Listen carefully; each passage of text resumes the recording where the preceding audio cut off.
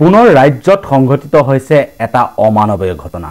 হয় ফ্ৰেণ্ডছ, ক'ব ওলাইছোঁ হোজাইত সংঘটিত হৈছে এই অমানৱীয় এটা ঘটনা, যিটো ঘটনাত এজন যুৱকে সাংঘাতিকভাৱে এগৰাকী ছাত্ৰীৰ অশ্লীল ভিডিঅ' বনাই সামাজিক মাধ্যমত ভাইৰেল কৰাৰ পিছতেই এতিয়া এই ঘটনাটোৱে তোলপাৰ লগাইছে সমগ্ৰ অসমত।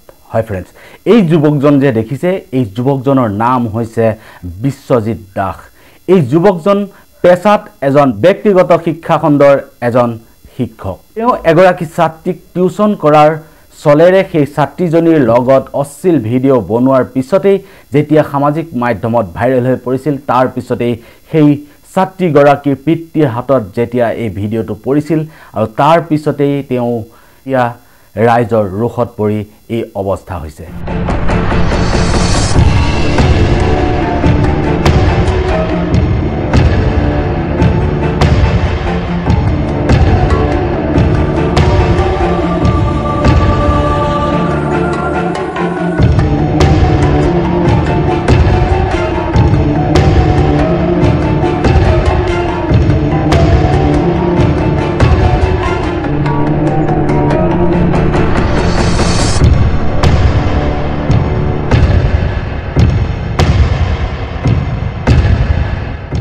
হয় ফ্ৰেণ্ডছ, এইবোৰ অমানৱীয় ঘটনা আচলতে কিহৰ ইংগিত সূচাইছে আপোনালোকে নিজেই অনুমান কৰিব পাৰিছে।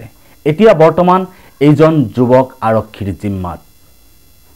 এই ধৰণৰ একাংশ যুৱকে আচলতে শিক্ষা খণ্ডৰ ক্ষেত্ৰত কি ধৰণৰ ইংগিত কঢ়িয়াই লৈ আহিছে, যাক আমি শিক্ষাগুৰুক কৈ আগৰ আসনত বহাবলৈ চেষ্টা কৰোঁ, এওঁলোকে এই ধৰণৰ কাম কৰিবলৈ লৈছে সমাজখনত।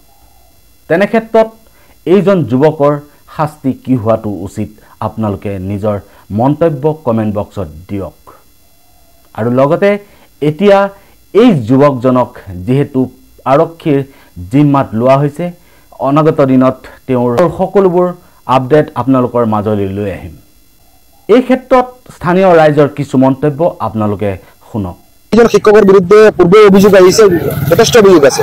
গতিকে এই ক্ষেত্ৰত হোজাই আৰক্ষী প্ৰশাসনে কঠোৰ পদক্ষেপ গ্ৰহণ কৰিব লাগে। লগতে মই হোজাই আৰক্ষী অধীক্ষক মহোদয়ক অনুৰোধ কৰিছোঁ যে তেখেতে যাতে হোজাই চহৰত বিভিন্ন টিউচন চেণ্টাৰবোৰ আছে, যিবোৰ টিউচন চেণ্টাৰত সৰু বিশেষকৈ ছাত্ৰীসকল ৰাতিপুৱা আৰ্লি মৰ্ণিং তেখেতসকলে টিউচনত যায়, তেতিয়া কোনো মানুহ নাথাকে, সেই সময়খিনি অতিকৈ ভালনাৰেবল।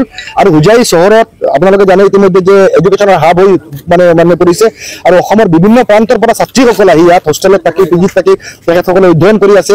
ইভিনিং টাইম আৰু মৰ্ণিং টাইম তেখেতসকল টিউচনত যায়।